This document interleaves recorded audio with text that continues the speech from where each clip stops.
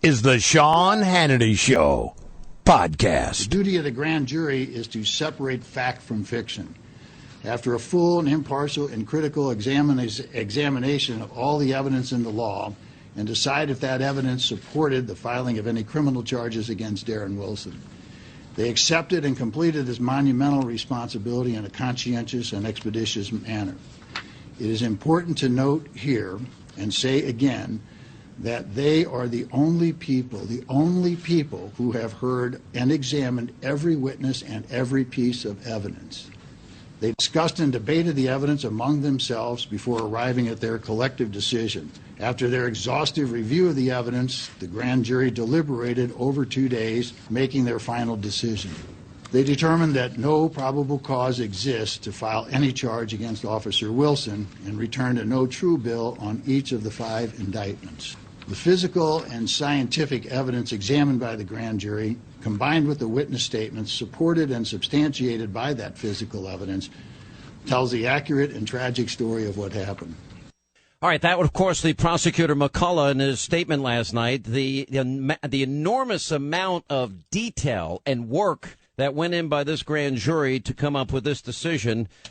Incontrovertible evidence. One of the things very few people seem to be talking about here is the fact that the grand jury is looking for probable cause. You need 9 out of the 12 grand jurors. They were appointed prior to this incident even occurring. And their job, they're impaneled to look at the evidence to see whether there's probable cause that a crime was committed, and not at least 9 of the 12 said no, they didn't think there was probable cause. Now we have eyewitness after eyewitness after eyewitness, and this goes to the heart of the lack of responsibility in the media, the lack of responsibility among leadership in this country from the president on down, that they created an impression in people's minds of what the outcome was going to be, none of them having heard the evidence at all themselves, although we've got to assume here that based on what McCullough was saying last night, that Eric Holder knew the entire time 8 black eyewitnesses that corroborated the story of police officer Darren Wilson, and yet he still went out with his irresponsible comments, etc., and still today is talking about a civil rights potential violation and charge against Officer Darren Wilson. It is spectacularly irresponsible at a level that I cannot even fathom from a so-called leader holding the highest position in terms of the highest law enforcement officer. We have witness after witness, a struggle for the gun inside the car as Michael Brown, fighting with a police officer, who tells an officer to go F off? Who tells an officer you're too much of a P to go and shoot me? Who tries to struggle for an officer's gun while the officer's in the car?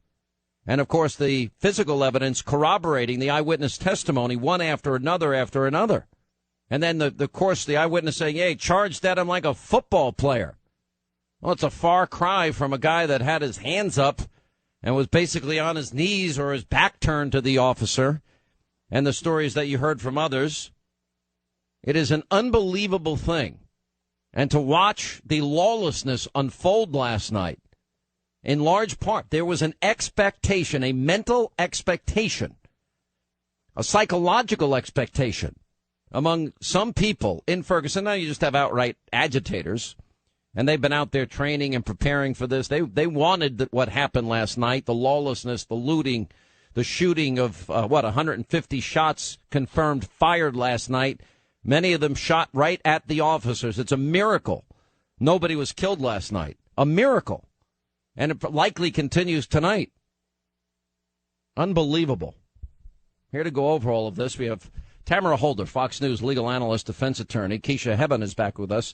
Horace Cooper, adjunct fellow with the National Center for Public Policy, co-chairman of Project 21 National Board, and a legal commentator. Tamara, I didn't mean to cut you off last night on TV, but we had so much breaking news going on that I felt bad. How are you? I'm fine. I just want to also tell you that I'm sorry if my tone came off inappropriate, because this is a very serious issue, and to me it's not about tone or personality as much as it is the issues. And I appreciate that you have me back on to talk about the issues that are facing Americans today, black, white, and everybody else. Do you agree with me that how irresponsible it was now in retrospect for the White House to send 3 White House representatives. We had 76 cops killed last year. We had 45,000+ others injured last year. And no White House representatives sent to the funerals or the hospitals of those officers. And yet 3 White House representatives sent to the funeral of Michael Brown. Evidence had not been presented. A guy that reached for an officer's gun in a struggle for a gun after a robbery, and apparently was trying to use that gun against the officer.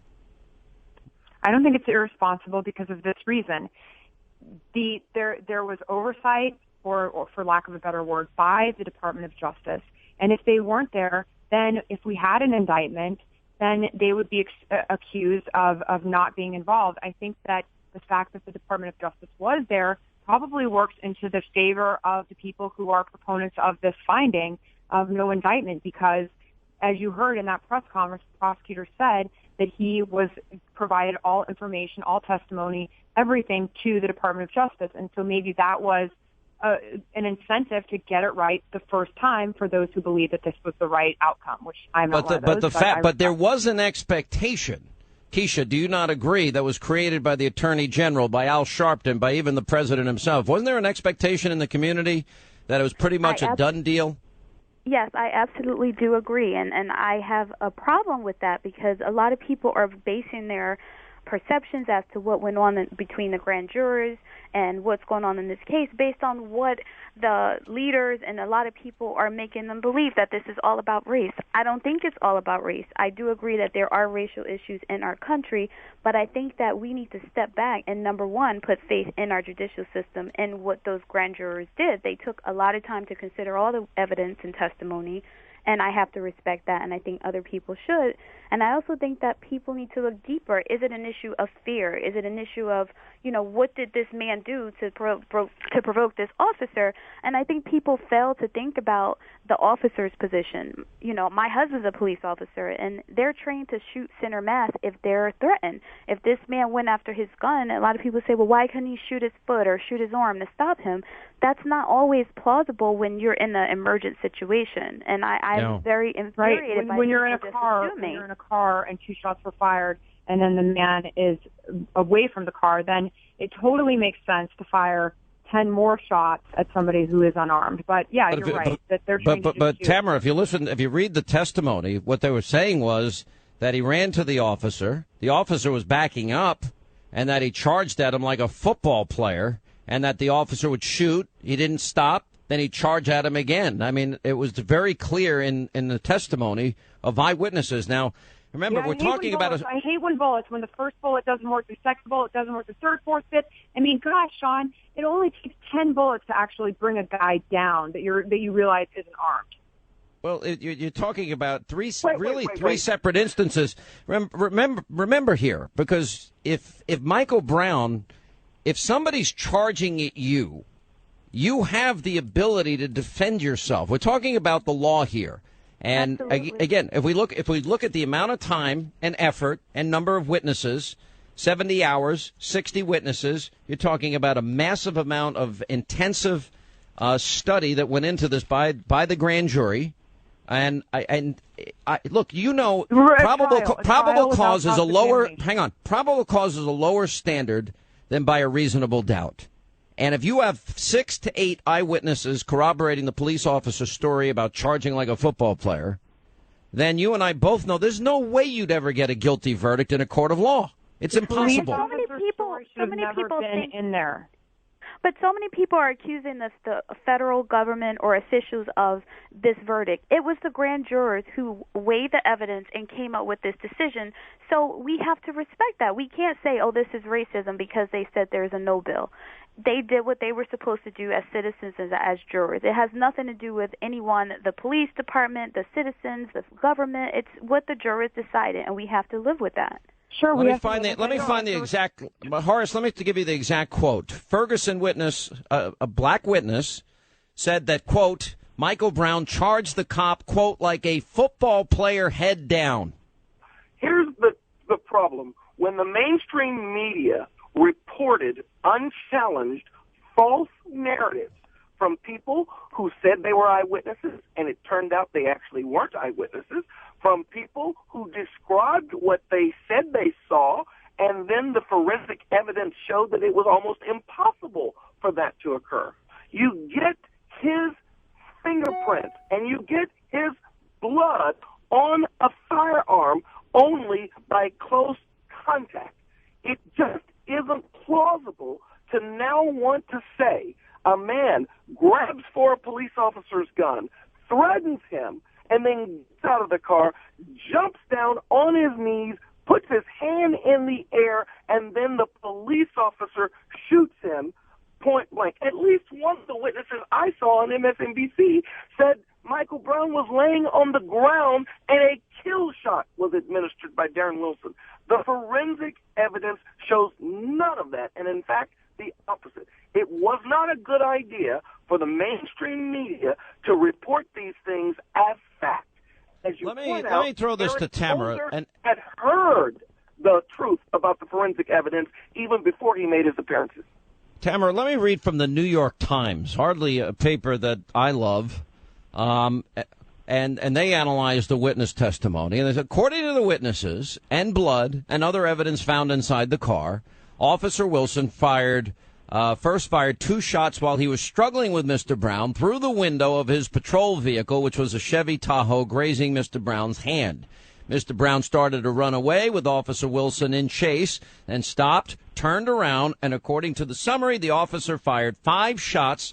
Mr. Brown charged him, and then another 5 shots as he made what one witness called a full charge.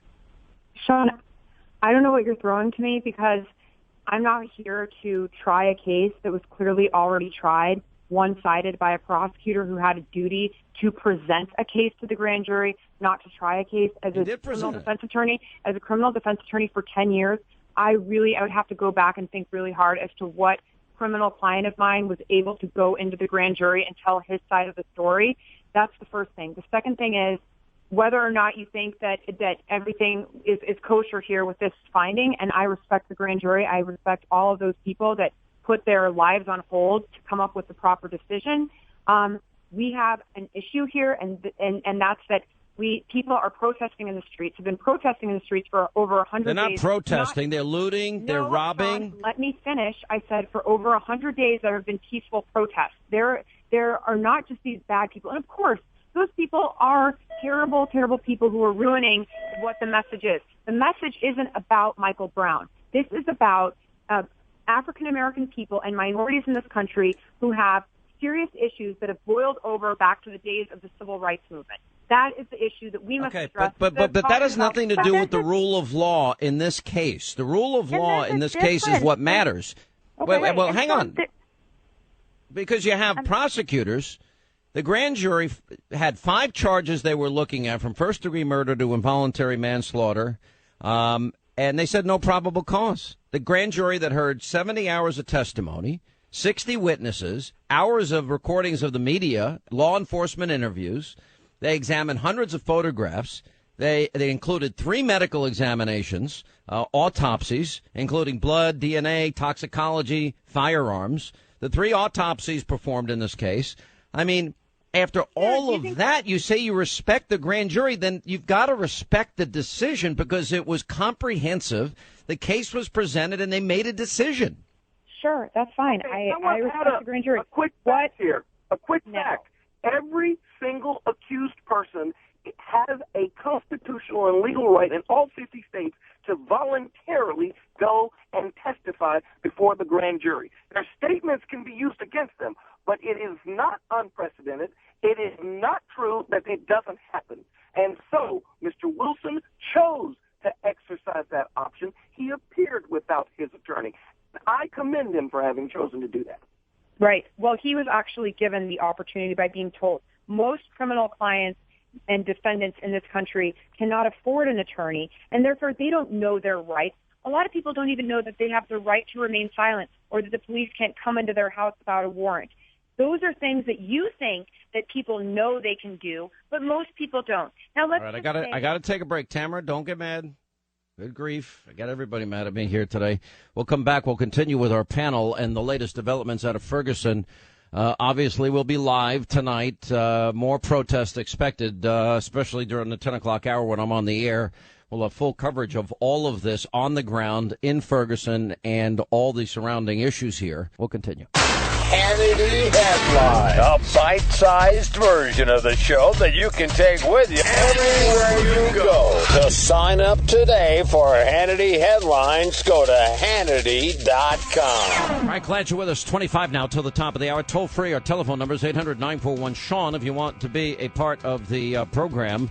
We continue now with our panel. Tamara Holder, Kisha, Hebbon, and also Horace Cooper are with us. Kisha, as an attorney, looking at this case and the grand jury process. Now, the prosecutor had an option here, because I know that if you watched Al Sharpton in his big presser earlier today, they were complaining about the process. The prosecutor was under no obligation even to bring this to the grand jury. And a lot of people see that he could have made the decision himself not to charge the officer in this case. Right, and a lot of times when you have a killing that's done by a police officer, most times it may not even go to the grand jury because there's enough right there for the prosecutor's office to screen it and say, you know what, there's not enough to even, think of charging this person. They were acting within their duty. But here, I think what the prosecutor did, he gave it the benefit of the doubt and said, you know what, there's so much media coverage, there's so much racial tension, it's better off just letting the grand jurors decide whether there was probable cause. And that's what was done, and I respect that. Yeah. What do you think, Tamara? What do I think? I think that the prosecutor did not have to bring this to the grand jury. Well, of course he didn't have to. If he went before a judge, then he would have put all the pressure on one judge. What judge wants to go through that? I think that makes sense to go before the grand jury. And, in a grand jury process, you get to present your case as the prosecutor. You don't have to worry about hearsay. You don't have to worry about cross-examination. You can bring in the accused if you want to bring in the accused. Those are things that the prosecutor absolutely can do. And again, let me be very clear because I don't want my tone to get confused here. I absolutely respect the grand juror's decision based on the evidence that was put before them. And I don't think that anybody should say that what the grand jurors did was inappropriate. That's not the issue here. The issue is larger and has to do with just the systemic issues in this country and why people are mad. It has nothing to do with Michael Brown, but a larger. Okay, but you can't. But the whole thing here, Tamara, is about the evidence in this case. Now, if I were to tell you, and you're an attorney, that I have 6 eyewitnesses that are going to say that Michael Brown was struggling to get the cop's gun, and that I have eyewitnesses saying that he was charging like a football player at the officer after he had attempted to get his gun, you're going to tell me, what do you think the odds are ever that you can get a guilty verdict in a case like that? Because all the evidence was released, which I think was a good idea by the prosecutor to do that, so that people can actually, if they want to dig deep down into the case, which I've been doing all day today, they can actually get to a lot of the facts of the case, and it seems incontrovertible to me, and the evidence is overwhelming that there should not have been any charges brought against Darren Wilson. There's not even a question here in this particular case. I'm speechless because I'm not going to debate you about facts. And but you have to. The facts are released. But let me point something else out that's very tragic here. That is that Michael Brown went into a store and he stole something and he scared a store owner. He engaged in a crime with his friend. He was a large man, and he took off. So he should have known that there were going to be consequences. That is another issue. I am not trying to go on liberal talking points and change my position or ride that line. We have issues in this country. Why do young black men have black-on-black crime? Why do they kill each other? Why are they going to prison? Rudy Giuliani. Why is unemployment so high? Those are racial issues that we must address. All right. I'm the first. Also needs to take responsibility for that. And I'm an African-American female who grew up in an inner city, and I'm tired of people saying, well, why is this happening? Why is this happening? When do we as African-Americans look at ourselves and say, why is there a heightened level of fear when it comes to African-American males? What are these males doing wrong? What about the innocent people who are killed by gang violence, black-on-black crime? We need to look at that. This Michael Brown's life is not any more important than any other innocent child that was shot down in the streets of Newark the other day on Chancellor Avenue. We need to look at those issues. I agree. If I could add one thing, I think it's telling, because I've heard this said before, that it's not Michael Brown. The problem is, whatever conversation the nation wants to have broadly about our criminal justice system, You don't take the case of a person who attacks a police officer under eyewitness accounts and with forensic evidence demonstrating that. That's not the case to bring for this conversation. Now, when I see people burning houses down, burning buildings down, burning cars, and a drudge link this morning shows that at least one body of a 20-something black male was found in one of these burned places, I ask myself, are these people concerned about broader issues, or were they taking advantage of the circumstance? Far too many of these people are taking advantage of the circumstance. Listen, I didn't see people when I saw Horace. What I saw last night with the looting and the shooting of guns and the burning and the racial epithets being thrown around. What I saw last night had nothing to do with Michael Brown or justice for Michael Brown. I mean, it was like a circus carnival atmosphere as people were, breaking into cell phone stores and liquor stores and burning and trying to throw cop cars over and all the attacks against them. But this had nothing to do with Michael Brown for them. If anything, it was a pretense to go out there and act lawlessly. And then, think of the position the cops are in. Cops are getting rocks and bottles thrown at them. Cops are getting shot at. And what is their recourse? They're sitting ducks out there. What are they supposed to do? I'm hearing a lot of people on social media are saying things like, oh, you can't trust any of the police. They're all bad. I'm teaching my children not to like police officers. And I think that's the most ignorant, senseless thing to do. There are a lot of good police officers who are out there to protect and serve. And I feel bad for all of them with this crisis going on right now. Tamara? Sean, Martin Luther King said, no American is without responsibility. We are all responsible for this situation in many different ways. No American is without responsibility. Martin Luther King, who was a Republican, he was the one, how many years ago? 40, 50, 60 years ago? And we're back to dealing with this. We have issues in this country that we must resolve that are beyond Michael Brown. And until we resolve now let's go to Michael Brown's behavior, though. Okay, let's start here. I already brought that up. I discussed that. All right, well, hang on, but I want to bring it up. I want to bring it up in the sense that who treats a store clerk, who walks into a store, the way that Michael Brown and Damian Johnson did, and robs the store, intimidates the clerk, walks through the cop says to, hey, guys, can you get on the side of the street and, F what you say, and then engages and shuts the door on a police officer that's getting out of his car, struggles for the gun, charges at the officer. This has nothing to do with prior racial problems the way Michael Brown is described acting here. This has to do with one person that has zero respect for himself, for the law, for law enforcement. This isn't about race. This is about somebody who didn't care at all about anybody but himself. Sean, when a police officer encounters someone like that, they have to think of the worst situation. Is this person going to try to kill me? Is he trying to go for my gun? And police officers, when they shoot, they're shooting to stop. And if stopping means that person is going to die because they're shooting center mass, and unfortunately someone, this person does get killed, what else is the officer to do? And you're right, his behavior is a key element as to why we have the results we have, but no one's looking at it. People are acting as if this police officer just decided to shoot and kill an innocent black man walking down the street minding his business. That's not the case. And I believe if that officer was black, the same thing would have happened. I really do. And just to add a side note here, the prosecutor's a Democrat here. I said this yesterday, and I said this in the lead up to the announcement last night that there were some people, not everyone, there's some people, agitators out there, very vocal, very irresponsible. It didn't matter what the facts showed in this case. It didn't matter if Officer Wilson was guilty or not. It was irrelevant that whether he shot in self-defense.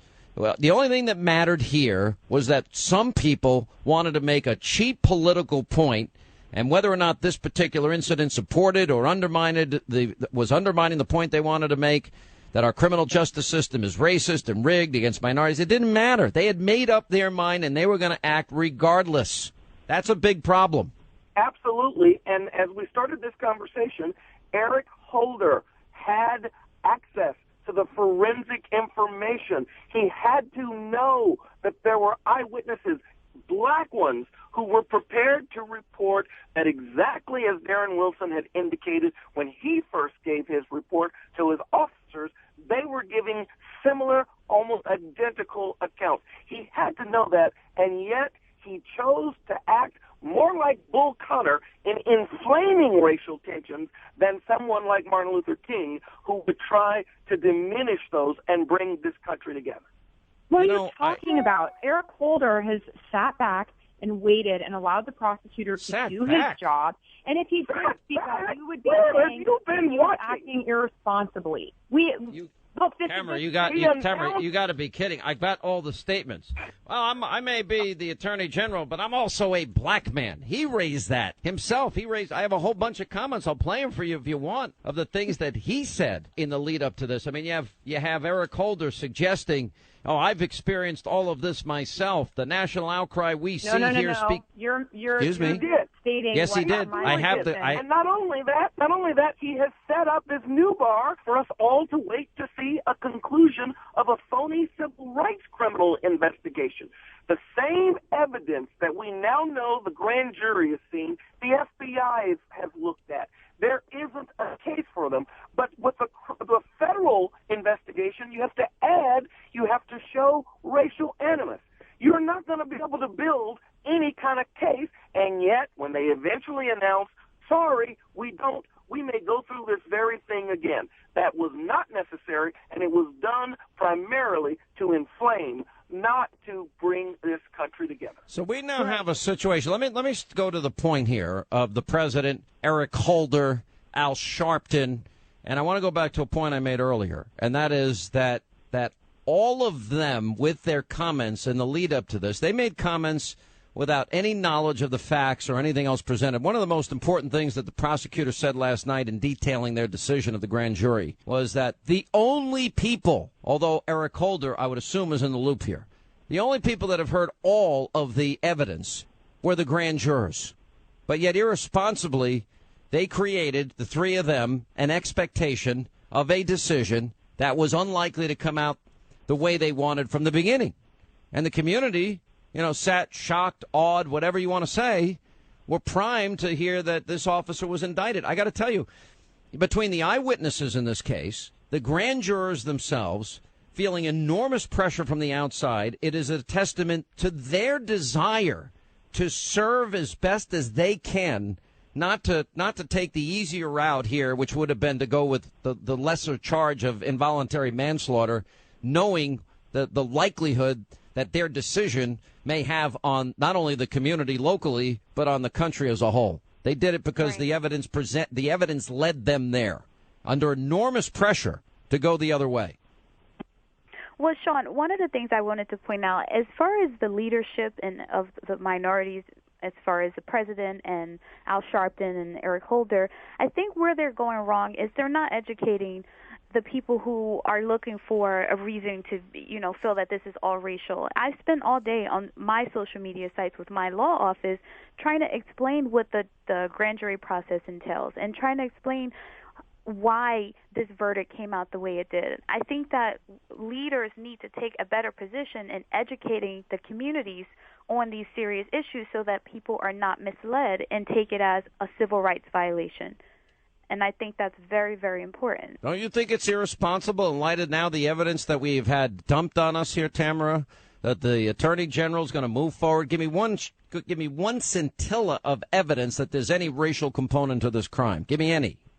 I think that the Attorney General has a duty to investigate the possibility of a crime. Give me, but there's got to be if it's a civil rights violation, there's got to be a racial component.